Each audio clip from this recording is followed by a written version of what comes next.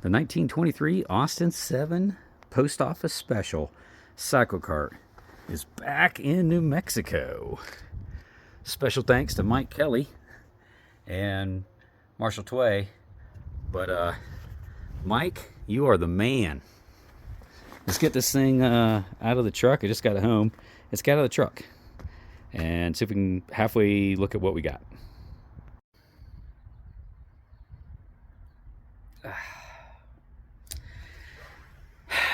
One of the disadvantages of doing it in one crate is it's really damn heavy. So when I shipped it out, I did it in 5 boxes, and you could go back and look and see what I did with that. But none of the heaviest box was like 90 pounds, and I was able to get it all loaded up by myself. This thing's over 300 pounds, good chunk over 300 pounds, and I can't get it out by myself. So we're gonna take apart the box in the back of the truck, and we'll get it out piece by piece like that.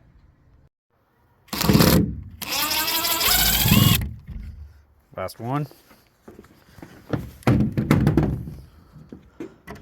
One-handed.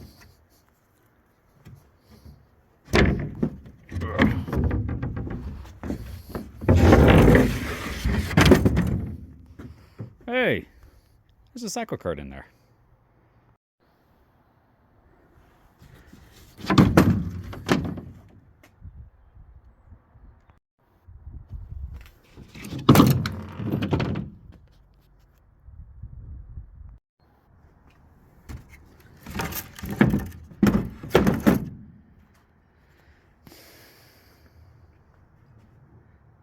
Everything looks intact. I was worried about this fiberglass shell, but it don't look broken. Looks like there was some rub right there from the lid.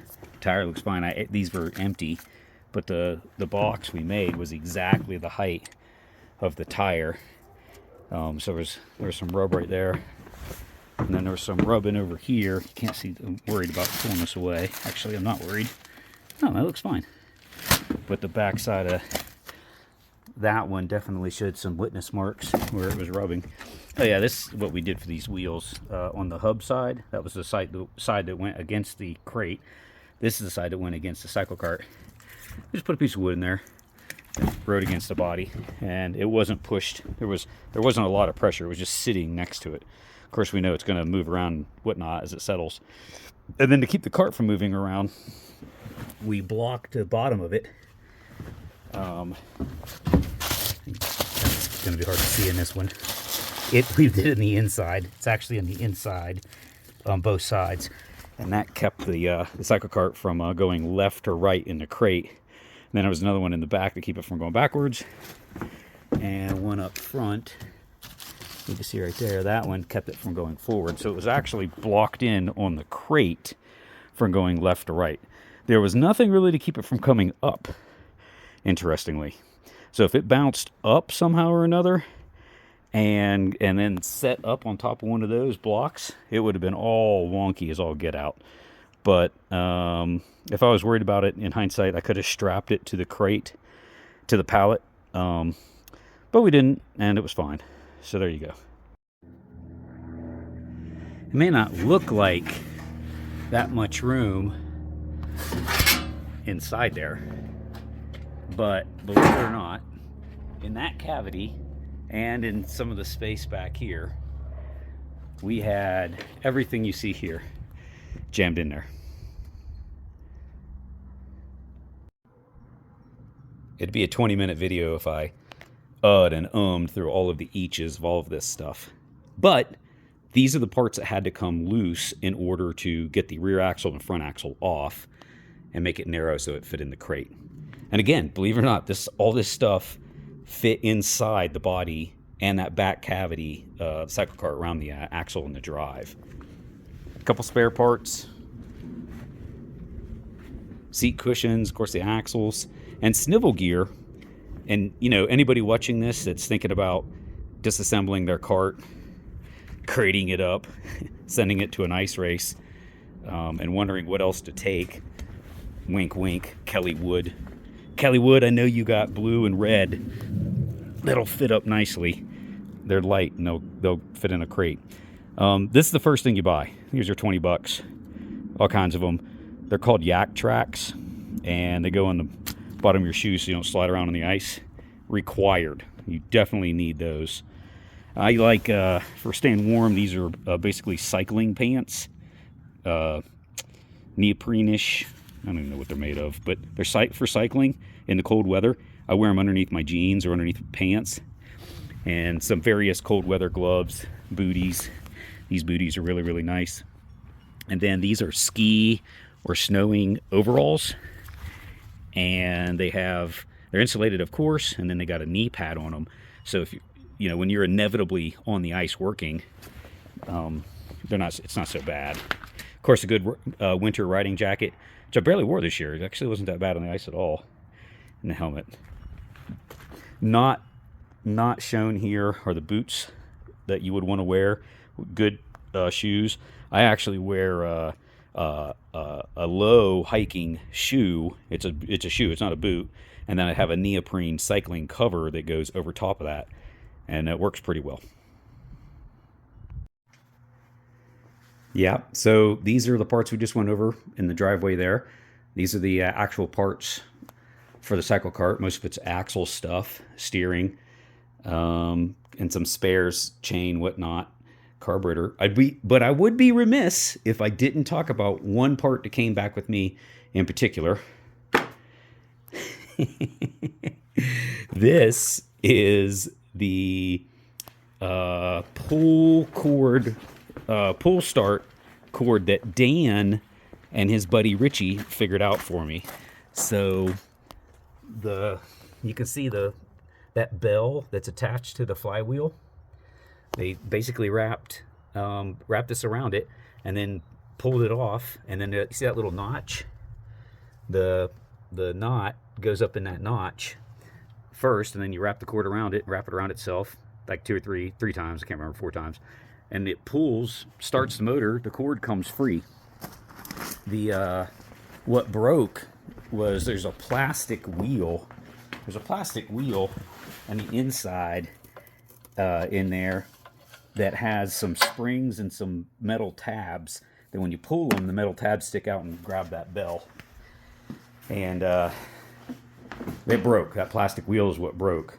So Dan and Richie to the rescue. And Dan saw me broken. I don't know Dan. Dan just came up and said, "Hey man, you need a hand?" And I was kind of exasperated, couldn't figure it out. And Dan went to work and said, "Man, we got this figured out. I got a buddy, and he does small engine stuff, and helped me out." So class act, and they won the class act award too for pitching in like they did and helping a guy out. Great stuff. Can't speak highly enough about great folks that get involved in stuff like this. That's actually I was going to say a large part of the fun. It might be the most part of the fun in doing a Cyclekart is hanging out with the great people that also like to get into this kind of stuff. I'm umming a lot because I didn't think about what I was going to say. That just kind of came to me. All right, let's finish getting this off of here. Okay. That was work.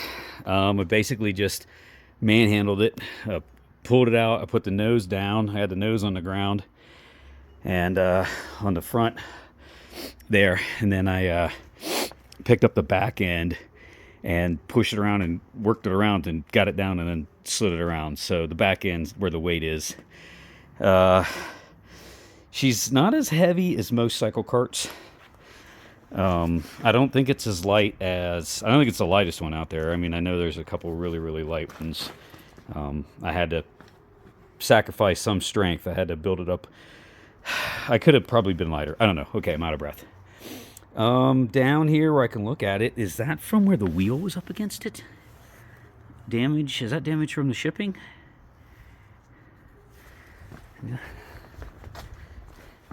So I know the one wheel I saw rubbed on that. That's fine. That looks good. A little scrape there. Some scrapes there. the paint's knocked off. It's all scraping. You know what? I know what that is. That's from my chain. That's the chain. I had a loose chain at one point on the ice. That's what that is. I had a sash chain came loose, just a little bit of an end, about 10 inches or so. And a little paint will fix that up. Or maybe I'll leave it. It's a war wound. It's a battle scar. All right, not so bad, not so shabby. Let's get it inside. One last look at the pallet that we built the crate on before I tear it up. I mean, you guys, if you could build a Cyclekart, you could build a pallet, right? What I did for the crate, where me and Mike Kelly and Marshall did, was these boards right here. We started with these. We figured out how long we needed it all to be, and we made these, cut the relief cuts in them for the forks, did slats underneath. The slats underneath keep it from doing this, keep those boards from kicking. They hit it with a fork and it does like that, then it'll, it won't be up on that block anymore. So did that. Scavenged an old pallet to make these top slats, but what you could do is you could just use plywood, a sheet of plywood. If you're cheap, or if it's too big, or what have you, you could do it like we did. These blocks served a couple purposes. One was, that end piece would screw in here and here, and then it also held the front end of the Cyclekart, kept the front from sliding forward. These kept it from sliding left and right. I think we talked about that. That's what those did as well. And these were inside the frame, so the frame was like right here and right here, so it actually kept it squared in from going backwards and left to right. Could have put a piece of plywood over the whole thing. What could have made this whole thing with plywood? Could make the whole top of plywood, and that's definitely a technique. It might even be quicker to do it that way. And you don't have to be thick stuff. That's 1/4 inch, so it's not even heavy duty plywood. Yeah, and then your sides screw to these furring strips or whatever you call them, 1x2s. And I ripped off one back there, and that's it. Bob's your uncle. Oh yeah, familiar sight. Here we go. Back where she was born, on the lift. And back to the lift she has returned. Sticker picked up on the way back to Connecticut from New Hampshire, going back to Mike Kelly's place, and picked that up at a gas station. So we're going to put that on the Where in the World I've Been wall.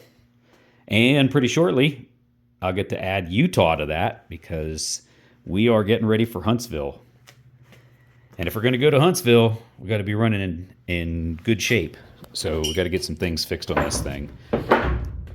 Let me run through what needs to be fixed on it real quick. So this bell came loose. This thing came loose, and it had a little bit of wobble in it, and that's what ultimately caused this part. This is a replacement. Caused this plastic in here to fail. You can't see, and I got poor lighting in here, but it's plastic. And it broke, and when I unbolted it, like literally just parts just fell off of my hand. The caliper broke. This is a replacement. The housing is pot metal, so right there and right there, it broke. I think what happened was I didn't have the disc properly centered between the brake pads. I think it was too far to this side, and when it pushed, I think there was I think it grabbed or bit or something, because that's the mount. I don't know if you can see, but that one mount leg is like kicked out that way. It's like boom, kicked out like that. So I'm gonna have to bend that straight, and hopefully I can get it straight. I think I can.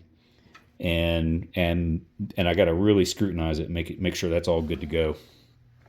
One of the advantages, if you buy parts off of Amazon, just go back in your shopping cart or your history, and you can reorder the parts. So I got the exact same caliper, exact same 8-inch brake disc.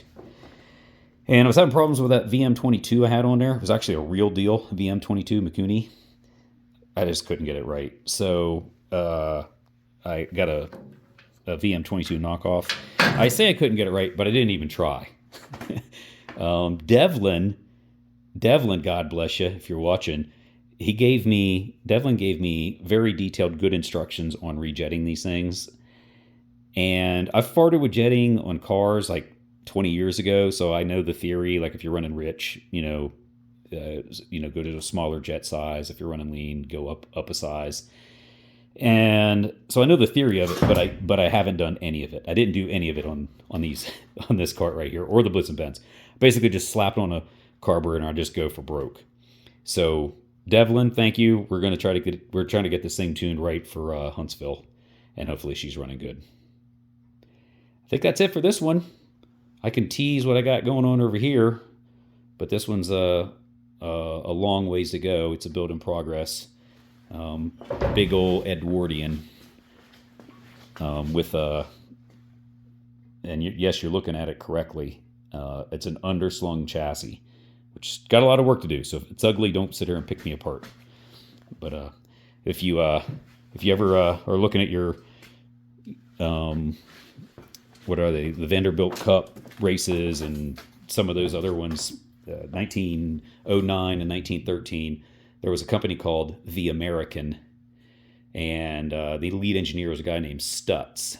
If you're into pre-war race cars, you know who Stutz was. Well, Stutz was the engineer for this thing, and underslung chassis was kind of their claim to fame. So this is going to be an American underslung. Forget what it was called now. The Speedster. That's it. American underslung Speedster. But that's on another time. We're going to get this ready for Huntsville.